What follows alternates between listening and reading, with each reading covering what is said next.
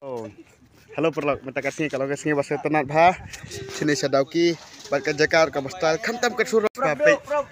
Pej sini, pej kababes bah. Hadu ke kali tu, kam kuat suk balik sini.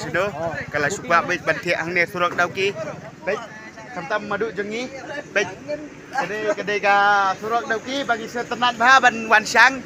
Kemudian pisngau bah wan sini. Sebangam juk balik pasuk sudut tak pej. Tolong kababes tam. Pej, angkat berkini ke high level bayar nong penblog. Pej.